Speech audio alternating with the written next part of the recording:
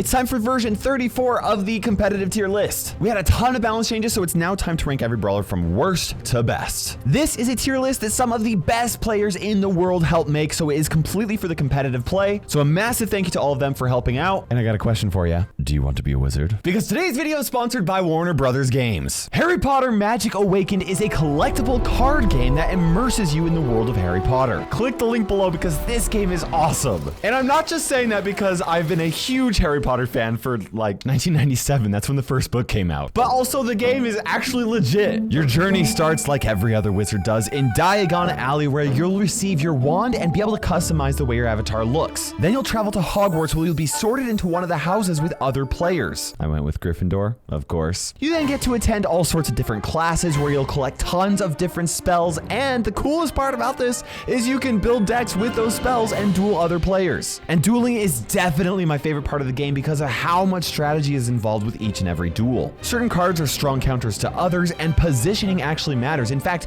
you can move your character on the battlefield, which actually adds a lot of gameplay depth because spells come from you, and your whole goal is to defeat the enemy wizard. There's even a 2v2 duo format so that you can team up with your friends and battle other duos. On top of playing against other real players, there's also a massive campaign for you to progress through as you experience your own wizarding journey. Seriously, there is so much that you guys can experience as you go around the castle, and whether it's mixing potions, practicing some Quidditch, dancing in the social club, or fighting monsters and collecting rewards, the quest seriously just never ends. And I haven't even mentioned how immersive the game is. The music is amazing, the animations are incredible, and the environment is just S tier. So click that link in the description below and download the game to be one of the first students at Hogwarts. And once again, a huge thank you to Harry Potter Magic Awakened for sponsoring this video.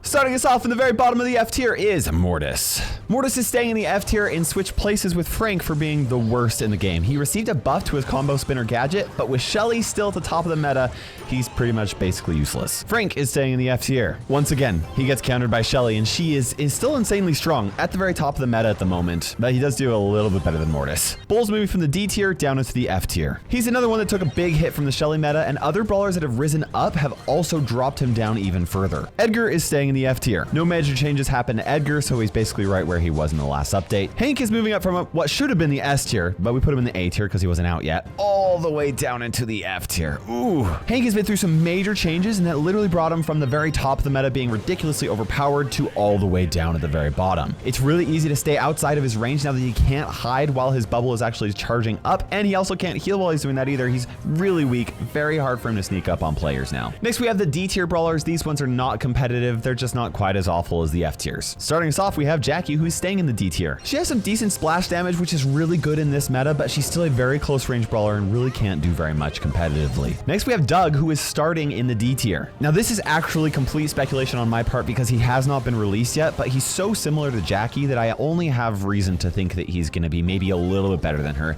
We'll have to see though, because he will be able to heal teammates, and his super might be incredibly useful if you can get it to work, but I honestly don't think it's going to be very consistent, so I feel like D tier is a pretty good guess for him. Maybe C tier. Buster's moving from the C tier down into the D tier. Buster has a little bit more range than Doug and Jackie do, but he still plays very similar to them, which just isn't very good right now. He has too many counters. BB's moving from the C tier down into the D tier. She's another close range brawler that is not doing very well, but at least her star power gives her a better chance of getting close to enemies. Oh man, Byron moving from the C tier down to the D tier. Poor guy. Brawlers that fire single projectiles that cannot pierce through targets are struggling a lot more in this meta because of all the pets that are currently being used. Byron happens to be one of the worst of them. Next, we have Colt staying in the D tier. He still has really good stats, but is still just too hard to consistently hit enemies at a competitive level with him. Next is the C tier. These are brawlers that just aren't competitive, but they're not awful for like completing quests and stuff like that. First up is Rosa, starting in the C tier. She's got some good gadgets and a decent super for helping her get close to enemies, but her range is just still too short to be a really good brawler competitively. Gale is actually moving from the D tier up into the C tier. He actually hasn't changed himself like at all, but brawlers that play well against him aren't as good as they were before, so he's a little more viable. Mandy's moving from the B tier down into the C tier. She's another sniper that can only fire single projectiles that only hit one target at a time.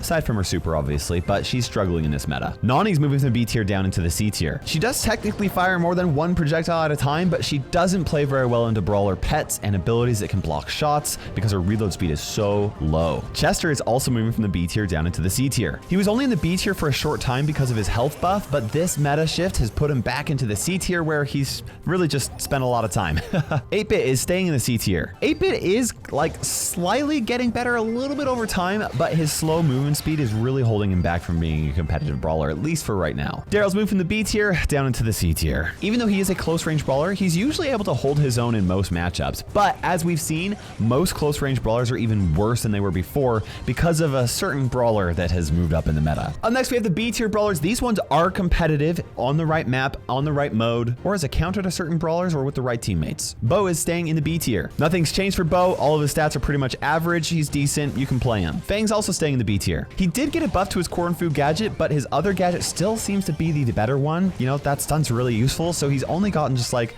a little bit worse than before. Willow's actually moving from the C tier up into the B tier. As I mentioned before, brawlers with area of effect attacks or splash attacks are a little bit better overall in this meta, so Willow is being used a little bit more. Grom is staying in the B tier. Grom did not get any changes, and throwers are almost always at least B tier brawlers as long as their shots aren't too easy to dodge. And at least right now, Grom seems to be the worst. Well, okay, Willow's worse, very slightly. Lola is staying in the B tier. Her star power did get a very slight buff, and maybe it was even just too slight because she's pretty much exactly where she ended up on the previous tier list. Jessie is moving up from the C tier into the B tier. Since Jessie's attack bounces off targets, she's gone up a whole tier because of how many pets are being used right now, and since she has a turret of her own to actually block shots if needed. Next is Pam, who's staying in the B tier. She's the only brawler to get a new epic gear this update, but it doesn't seem to have made a significant difference with her, so kind of surprisingly. It's still a really good gear, but not enough to move her up a tier. Next is Lou, who is staying in the B tier. He didn't receive any balance changes. He's still very good on a few particular maps, but that's about it, which is why B tier makes sense for him. Leon is also staying in the B tier. Now, Leon did become quite a bit better once the vision gear no longer affected him while he was invisible, but now a lot of brawler pets kind of expose him even when he is invisible, so he's gone back down to being just average. Next, El Primo moving from the C tier up into the B tier. He's surprisingly one of the few tanks that is still usable in this current meta. It's mostly because he's actually pretty effective at using his health to charge his super when he takes damage, so he's usually able to get at least 1 or 2 supers on every single match, and sometimes that's enough to turn the game around. Next is Ems, who's staying in the B tier. Now, Ems did receive a small buff to her acid spray gadget, but her other gadget is still the much better one, so she's really not moving around very much in this tier list. Next is Brock, who's staying in the B tier. He's actually a very usable brawler in most situations, but his projectiles are significantly slower than other long-range brawlers, so there's usually a better option than him. Amber is moving from the A tier down into the B tier. Even though her attacks pierce through targets, she's still struggling a little bit in this meta because mostly tanks just aren't being used,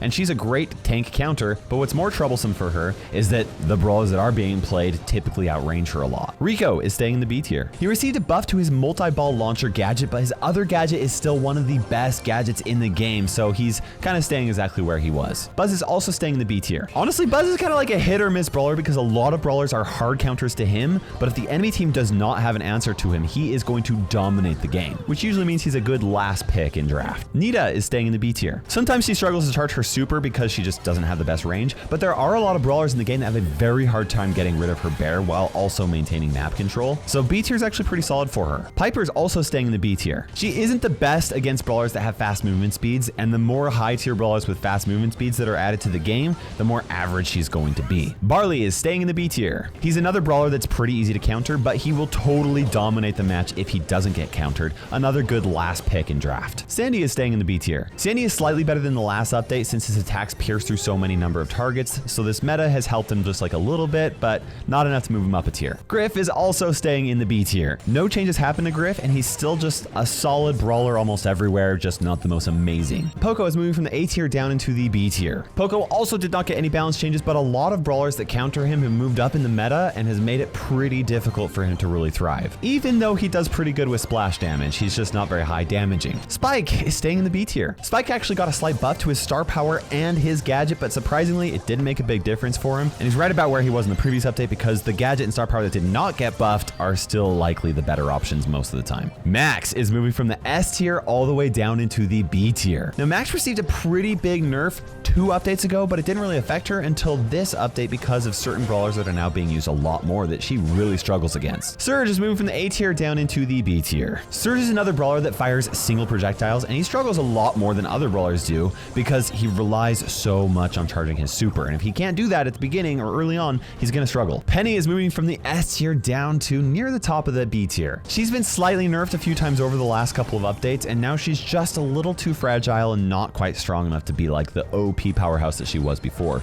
The new pet gear with her cannon is keeping her in the B tier though. Tick is staying in the B tier. He's not the best thrower in the game, but he's one of the safest to pick because he has good abilities that keep close range brawlers away from him. And overall, like, he's a safer option. Meg is moving from the S tier down into the B tier. Meg was obviously broken after her rework, and she's been nerfed a few times since then. Now she's only just a little bit better than average. Next, we have the A tier brawlers. These brawlers are some of the best brawlers in the game. You can play them mostly everywhere. They're just not quite as good as the S tier options. First up, we got Ash moving from the S tier down into the A tier. Ash got a small buff to his star power and his gadget, but surprisingly, even with the buffs, the anti-tank meta brought Ash down a tier. But he is still solid enough to be very competitive. Colette is moving from the B tier up into the A tier. It's kind of surprising that she's moving up because she's normally played as a solid tank counter, and they're already even better tank counter. So tanks aren't really being played that often, but she's also really good at dealing against mid-range brawlers and even some long-range brawlers, which makes her pretty competitive. Janet is moving from the S tier finally down to the A tier. She's another brawler that's had lots of nerfs over the past few updates, and it's actually crazy that she's still just as good as she is. Like,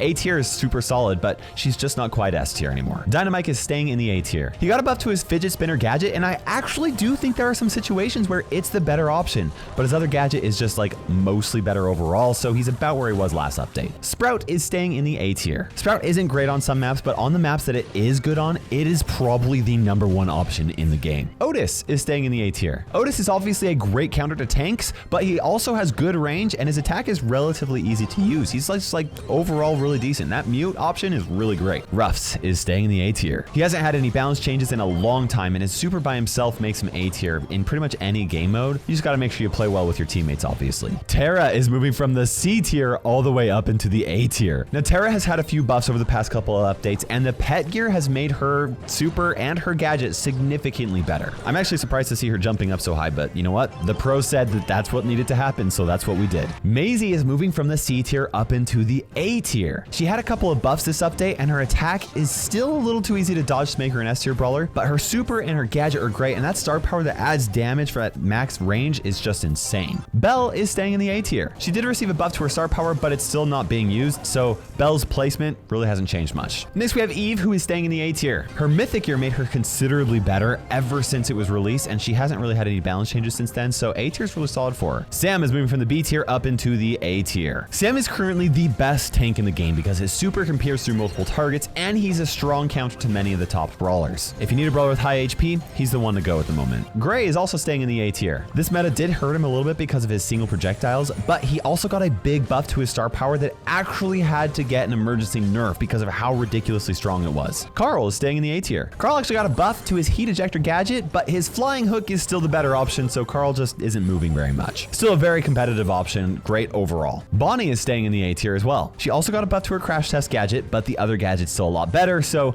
nothing really new with Bonnie either. Stu is also staying in the A tier. No changes happen to Stu. He's a very solid brawler on pretty much every single map. He can do well with close range brawlers that have a little bit of HP. He can do well with medium range brawlers. He can also dodge shots from long range brawlers. RT is staying in the A tier. He's got good range. His super makes it impossible for aggressive brawlers to get too close to him, so he doesn't really have any hard counters, and overall he's a solid option. Next, we have B, who's staying in the A tier. Her Rattled Hive gadget received a buff, but just like most of the abilities that got buffs, it's still not quite as good as her other ones, so she's pretty much the same. Mr. P's moved from the D tier, skipping the C tier, skipping the B tier, and going near the very top of the A tier. He's probably benefited from the new pet gear more than any other brawler in the game. Even though he's not the best brawler, he has had a major impact on this meta because a lot of brawlers actually struggle with his spawns. Next, we have Gene, almost S tier, but he's staying in the A tier. Gene's super is still one of the best in the game, and unless you have an ability that can block it, Gene will always maintain just insane map control. But now we get to your favorite part, the S tier. These are the meta-defining brawlers that are just incredibly strong. Starting us off, we've got Crow. Crow is easy to use, and no brawler in the game really counters him. His slowing toxin gadget's one of the best in the game and provides an easy kill for him or his teammates.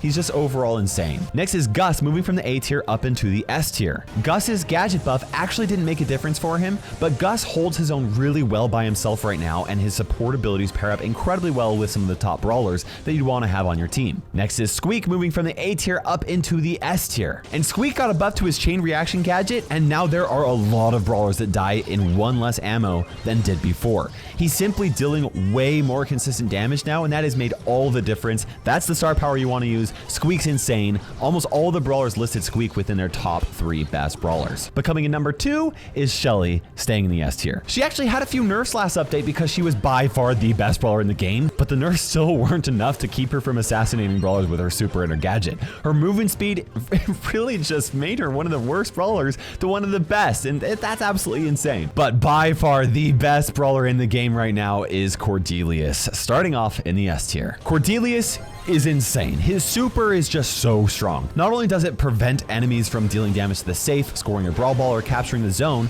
it creates 2v2 situations for his teammates which are really strong, or sometimes it makes it from a 3v2 to a 2v1, which is just like so easy to overwhelm, right? It's really good. He can chain his supers incredibly well. He is insane. I don't see him getting nerfed too soon because Brawl Stars is like on vacation at the moment. So Cordelius is a great brawler to get right now. And there you have it, the competitive tier list. If you share this with anyone, make sure you do not crop my wonderful smile out of this video. And I would also really appreciate you guys giving credit to the pro players right here. I did not make this tier list. I didn't even organize it. The pro players made this tier list, and then I had a semi-pro player write the script and organize this, so it is absolutely the best tier list possible. Once again, a big thank you to Warner Brothers Games for sponsoring this video. Click the link below, download it now. It's awesome. For now, make sure you subscribe for future content and check out these other videos, and also let me know in the comment section below what you think of this tier list.